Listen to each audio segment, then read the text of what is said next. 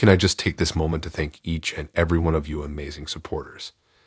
This channel has grown into an amazing community of story lovers.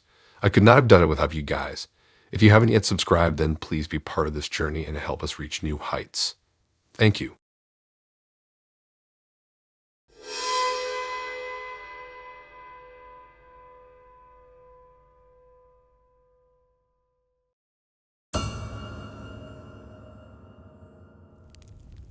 I'd never get random friend requests or messages on Facebook.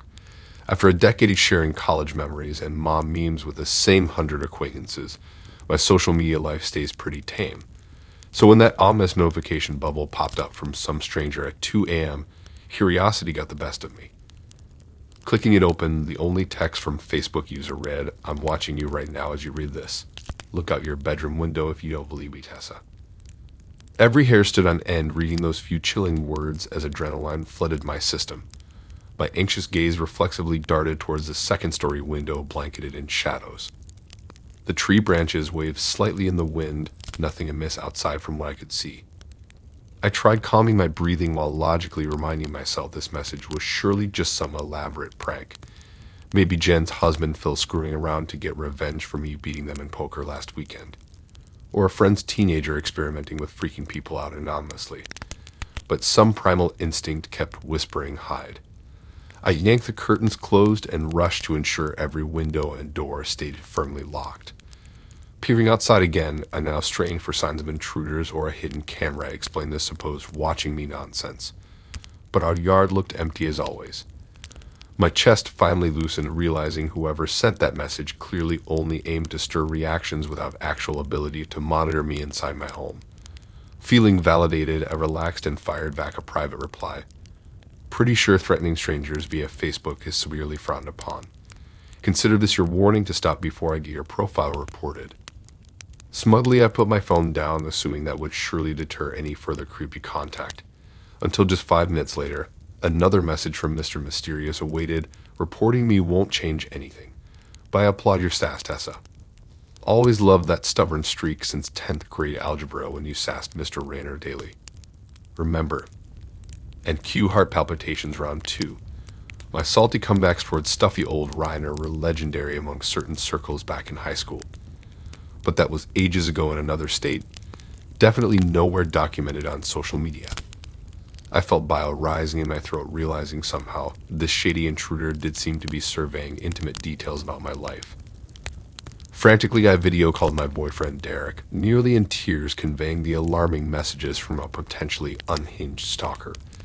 He assured me repeatedly it had to be some bored weirdo's idea of a twisted joke, until I read the chilling follow-up note aloud. Derek seems sweet, but can you really handle all your baggage, tempestuous Tessa? You always did drive the boys crazy. Derek's face blanched hearing our apparent voyeur reference that childhood nickname only my family used. He stuttered vague comforting words while gathering his things to rush back and stay with me. But his efforts to downplay this stranger's inexplicable familiarity just made my skin crawl more. Over the next hour awaiting Derek's arrival, I agonized over how much this anonymous predator actually knew about me and my loved ones. I changed every social media setting to maximum privacy, reporting his account and messages repeatedly to Facebook admins. But new missives kept haunting my inbox every few minutes. Why so shy all of a sudden? Are you hiding something, Tessa? The blue walls in your kitchen are new, but I remember when they were yellow like your prom dress. Your mom called earlier to ask if Derek was finally going to propose. When should we expect a happy announcement? Bile burned in my throat as I paced every room, checking windows and scanning corners, no longer positive my home was safely mine alone. Each message landed like a verbal grenade, leaving me questioning my sanity along with my security. Finally, I heard Derek's key turning the lock. I collapsed into his arms in tears, feeling violated to my core by such aggressively intimate invasion. Together we thoroughly investigated outside again, but found zero evidence of unwanted visitors or surveillance equipment. As we triple-checked inside locks, I confessed my greatest fear. I had an inkling who might be tormenting me with such chilling familiarity. And the explanation made my stomach turn with trauma I hoped stayed forever buried in the past after high school. Back then, I endured months of obsessive stalking and manipulation from an older guy named Dalton I briefly dated. After I escaped that toxic relationship for good, his relentless harassment pivoted to vandalizing my things, killing my pets, and making verbal threats against loved ones unless I got back together with him. My desperate parents moved our family with no forwarding address. I changed my name and appearance, even transferring high schools to cut off Dalton's access to me. His unhinged fixation eventually shifted to another poor girl. I mostly felt relief without needing grisly details after that. In the decades since I rarely spoke the name Dalton aloud, cautiously avoiding dredging up the inexplicable chaos he once inflicted in my family's too close witness. Tonight felt like a traumatic time warp back to that lost, hunted sensation I hoped left no lingering digital footprint for old ghosts to uncover from my past. Derek and I agreed without proof we couldn't jump to conclusions yet about it being my high school's psychopathic ex. Odds seemed low given his family moved soon after mine did to escape the swirling rumors their disturbed son left in his wake. But neither of us felt ready to rule out any worst-case scenario as messages kept invading despite blocking attempts. We ended up spending the whole restless night combing social accounts together, noting any connections seemed capable of piecing together offhand details about my past or daily routines. But as the sun rose, our investigation still lacked any definitive suspects behind the chilling notes stirring dread in my gut. Exhausted as much as rattled, Derek headed off to work with stern warnings to keep him updated on any further messages. But for now, the ever-watching phantom observations seemed to have gone dormant. Though unease still gnawed at me, imagining unseen eyes tracking my every move right outside my line of sight. My stomach dropped when I tapped open the Facebook app Friday night, and a completely foreign profile flashed up instead of my usual newsfeed. Some stranger's selfie grinned back from my account pic, and all previous posts had vanished. Before I could even process this impossibility, an alert flashed ominous instructions. I cannot control this Facebook account. To regain access, you must pay $5,000 via Bitcoin within 48 hours, or our negotiations will conclude most unpleasantly with evidence provided to contacts demonstrating your despicable moral character. What fresh hell was this? Panicked, I tried resetting my password, but kept getting error messages about unrecognized devices. Same when attempting account recovery steps. Whoever hijacked my profile had evidently changed login credentials and contact data to lock me totally out, the conniving thief. I hastily texted several close friends, but they were equally baffled by my new look, complete with profile proclaiming allegiance to some German hacking collective. Christ, this lunatic wasn't subtly masquerading as me. They were destroying my identity outright. My shock spiraled into humiliation, noticing sleep friend requests from exotic dancers and cam girls now populating my feeds. This criminal clearly aimed to sabotage my professional reputation and relationship by seeding my page with unsavory connections and content bound to raise judgment. And their $5,000 ransom threat suggested they would happily weaponize 6 years of chat logs, photos, and private memories to further decimate my credibility unless I paid up. But meeting anonymous extortion demands went against my ethics given the likelihood this hacker already scrubbed backups. Even if I did pay, what would prevent them from continually demanding more money indefinitely with my entire online existence held hostage? Frazzled, I submitted elaborate fraud claims to Facebook emphasizing the traumatic implications of this attack bleeding into my reality, no longer virtual. Their system initiated emergency identity review, yet estimated several weeks before my account could get recovered. That timeline was laughable considering most of my networking and even job search relied on daily Facebook access, as this criminal surely bet on pressuring me to cooperate faster. Over the next brutal days, I watched helplessly as Mr. Hackerman ramped up unhinged activity under my name. Lewd comments on professional connections posts. Bizarre messaging to my parents about dopamine fasting experiments gone wrong. Liking erotic fan fiction pages and gory Tanzanian traffic accident photos. This lunatic clearly sought to undermine every aspect of my carefully crafted online identity. And with my hands tied by bureaucracy, his sociopathic puppeteering was working. Former colleagues unfriended me without a word, while close friends reached out gently suggesting I get help. Watching my reputation torched in real time felt worse than any identity theft nightmare I could have imagined. And when my boyfriend Jeremy messaged asking if I had lost my mind after weeks of icy distance, I finally crumbled knowing this crook had likely dug through old messages planting doubt about my fidelity and sanity both. Enraged as much as violated, my shock morphed into an iron will to retaliate. Public sympathy rested firmly behind some lunatic unrecognizable as me. I had to slyly undermine this hacker's control and counter his defamatory narrative if I had any hope of clawing back my identity once Facebook finally came through. So I got crafty, creating cupboard sock public accounts as family and friends. After sneakily adding my own compromised profile, the imposter posse began posting public calls for mental health support and prayers for my challenging situation. Meanwhile, I flooded the hacker's private inbox with sob stories from concerned counselors, urging them to have a heart ceasing further manipulation of someone so clearly unstable. Within 48 hours, 1,800 plus locals were suddenly praying for my recovery, with dozens of comments shaming whoever kept barraging my page with negativity, inhibiting that process. My nemesis had clearly underestimated my own media savvy. Already his activity slowed to a trickle, likely calculating his next moves more carefully, knowing his cruelty no longer flew under the radar. Just as hope flickered seeing public sympathy swing my way, I received an ominous chat message from none other than Jeremy. Expecting compassion, finally, my heart swelled, until I read his words. "I didn't want to have to do this, but you left me no choice. I'm the one who hijacked your Facebook, Sarah. I figured exposing fake friends and lies about your cheating might force you to finally be real with me." Blind rage exploded through my veins, realizing my own boyfriend had masterminded this vicious identity theft. Jeremy had always fixated on the idea I secretly messaged exes, but for God's sake, his extreme breach of trust signaled haunting instability. Quickly, I captured receipts of his unhinged admission before replying. "You left me no choice but to contact authorities handling cyber crimes because this ends now, Jeremy." His only response, removing me as a friend before deactivating my battered profile completely. In the traumatic aftermath, I radically altered my entire social media presence once restored. New handles across platforms with privacy fortified. Extensive legal complaints yielded restraining orders, but no further justice or explanations.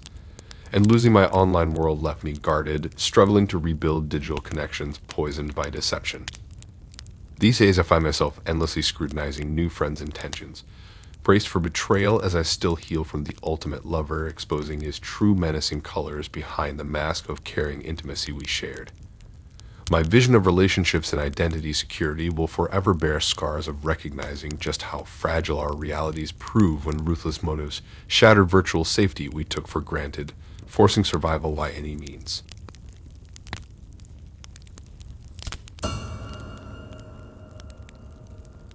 It started as a regular Monday.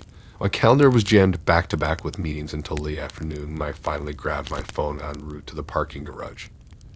I reflexively opened Facebook to clear notifications, but stopped short noticing weird glitches in my profile.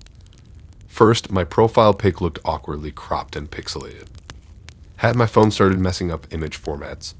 But even more alarming, the cover photo was some random mountain landscape I'd never seen before. What the heck? Uneasy, I clicked into my recent timeline posts. As I scrolled, confused quickly morphed into utter shock. Late last night, I apparently shared a GoFundMe campaign to support my dear friend Tanya battling stage 4 ovarian cancer. The glowing post praised Tanya's selfless soul and urged connections to dig deep since experimental treatments ran steep. But I didn't have any friend named Tanya, or any real friends facing catastrophic illness. I frantically kept scrolling. Just 2 hours later, I seemingly posted a rambling tirade about alkaline water being the secret to banishing inflammation and negative energy. Come again. Since when did I morph into some whack-job new age health guru hawking nonsense miracle cures? Cat memes and bachelor commentary were the typical social media flavor. Nausea rising, I fired off messages to a handful of close friends. "Hey, have you noticed anything totally bizarre on my Facebook lately?" I asked. Seeing pokes I definitely did not write about people and topics I know nothing about. My bestie Betsy immediately called, as freaked out as me. "Girl, yes. I didn't want to say anything, but was kind of wondering if you joined some freaky cult or essential oils pyramid scheme. Or got hacked. That can't be the real you suggesting you're in therapy. I felt physically ill, realizing she was likely right. Some stranger had clearly accessed my account to impersonate me. And not just innocuously either, from the looks of this woo-woo content smearing my online rep. But how? I urgently checked security settings, but no unknown devices were logged in recently. So how was someone parachuting onto my page to post such garbage? Just as I scrambled to scrub the fraudulent content before more people saw, my cousin Evan texted a series of screenshots. "What in God's name is the ADAS shit?" he demanded. Swiping through, I saw a thread of messages sent from my account to his teenage daughter Kayla, and they were atrocious. Filled with racial slurs, fatphobia, and lewd references to hookups with underage girls. I shot back mortified assurances that I would never speak to Kayla that way or anyone. But Evan remained furious. "You think this is funny? Messing with a confused kid," he accused. "If you go anywhere near Kayla, so help me." I tried desperately convincing him I was hacked, but Evan remained convinced I had lost any moral compass. "We're through for good," he declared. "I won't stand for my family being exposed to unstable perverts." Distraught, I checked my recent messages and found dozens more poisonous missives spewed at people in my orbit just like Kayla. Bullies from high school, grad school rivals, bosses I clashed with over the years. No one was spared toxicity. My hijacker had carefully executed personalized psychological warfare, deliberately selecting damaging secrets to expose about each target. This wasn't just some rogue hacker practicing harassment for fun. This perpetrator had clearly copied my identity specifically to terrorize me by systematically torching every relationship and reputation I held dear. Physically shaking, I frantically reported fraudulent activity to Facebook. But notification said ID verification could require 48 hours before disabling any compromised account access. 48 hours. By then, this monster could have time to pose as me wreaking absolute havoc on my social and professional world. I racked my brain wondering who despised me enough to commit such psychological warfare. No extra shady acquaintance came to mind with an axe to grind warranting this level of intimate sabotage. Except maybe that unhinged dog walker who confronted me last month. When her pit bull lunged aggressively at my leashed pup, I instinctively pepper sprayed to protect us before tearing away. But the woman grew hysterical, threatening I'd bitterly regret assaulting her baby as she was carted off by ambulances. Her shouted curses about witchcraft and inciting spirits to avenge her seemed laughable in hindsight before today's impossible invasion proved otherwise. With nowhere else to turn as the violent character assassination raged on online, I messaged all connections en masse. Clarifying an unidentified criminal had hijacked my identity to disseminate hateful missives without my knowledge or consent. Thankfully, most responded sympathetically, especially as I identified intimate details only the real me would know after years of friendship. Though some understandably doubted my pleas, assuming I had simply suffered a mental breakdown. As the days crawled by without Facebook rescuing my identity hostage crisis, my imposter's psychological torture raged on. She masqueraded as me sharing pages of intricate fiction. Supposed diary entries revealing neighbors' schedules in gratuitous detail. Vicious gossip stirring discord by leaking decades-old secrets between estranged relatives. Elaborate catfishing schemes with widowed grandparents as marks. The chronic harassment and gaslighting left me hyperventilating with panic attacks, hiding from the world until I finally secured my accounts. Just as I teetered on the edge of losing all remaining marbles, the alerts appeared. Your compromised account claim has been verified. The perpetrator's access has been permanently disabled.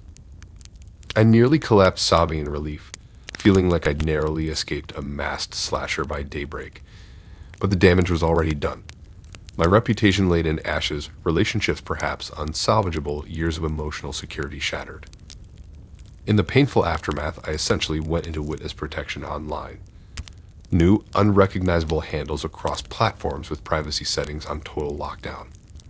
Extensive investigations revealed no actionable leads behind my traumatic identity theft. And the brilliantly vicious mastermind remained dangerously at large. These days I can only piece my life and sanity back together slowly, constantly checking over my shoulder.